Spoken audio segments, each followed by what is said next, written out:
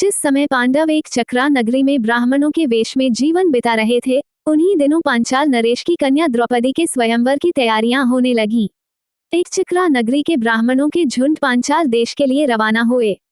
पांडव भी उनके साथ ही हो लिए। पांचों भाई माता कुंती के साथ किसी कुम्हार की झोपड़ी में आटके।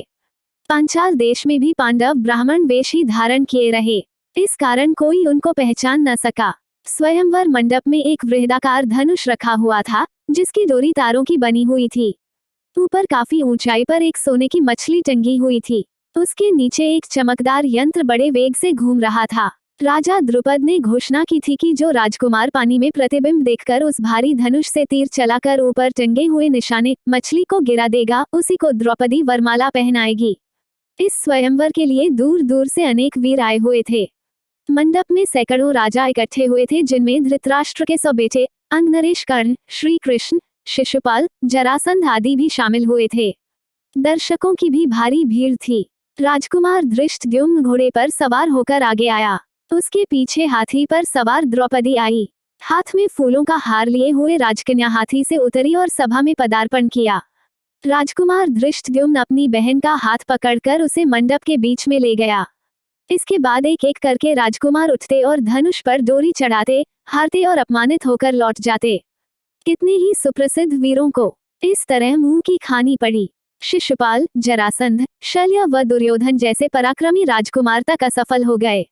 जब कर्ण की बारी आई तो सभा में एक लहर सी दौड़ गई। सबने सोचा अंग, नरेश जरूर सफल हो जाएंगे। कर्ण ने धनुष उठाकर खड़ा कर दिया और तानकर प्रत्यंचा भी चढ़ानी शुरू कर दी। डोरी के चढ़ाने में अभी बाल भर की ही कसर रह गई थी कि इतने में धनुष का डंडा उसके हाथ से छूट गया तथा उछलकर उसके मुंह पर लगा। अपनी चोट सहलाता हुआ कर्ण अपनी जगह पर जा बैठा। इतने में उपस्थित ब्राह्मणों के बीच से एक तरुण उठ खड़ा हुआ।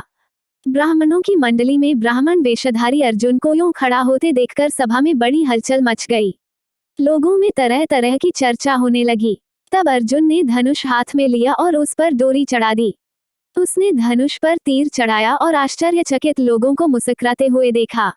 लोग उसे देख रहे थे। उसने और देरी न करके तुरंत एक के बाद एक 5 बाण उस घूमते हुए चक्र में मारे और हजारों लोगों के देखते देखते निशाना टूटकर नीचे गिर पड़ा। सभा में कोलाहल मच गया, बाजे बज उठे। उस समय राजकुमारी द्रौपदी की शोभा कुछ अनूठी हो गई। वो आगे बढ़ी और सकुचाते हुए लेकिन प्रसन्नतापूर्वक ब्राह्मण वेश में खड़े अर्जुन को वरमाला पहना दी।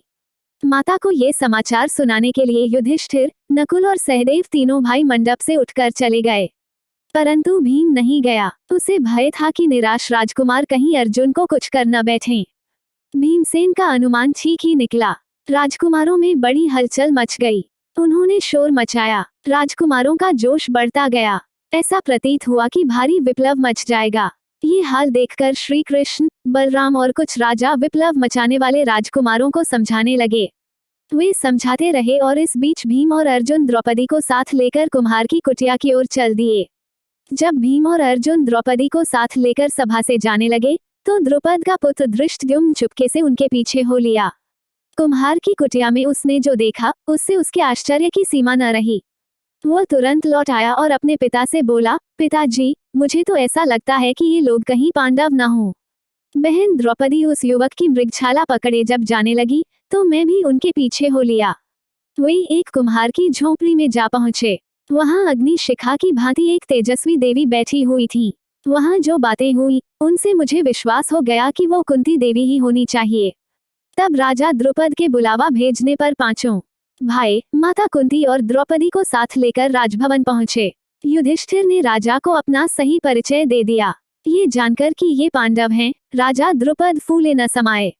उनकी इच्छा पूरी हुई। महाबली अर्जुन मेरी बेटी के पति हो गए हैं तो फिर द्रोणाचार्य की शत्रुता की मुझे चिंता नहीं रही।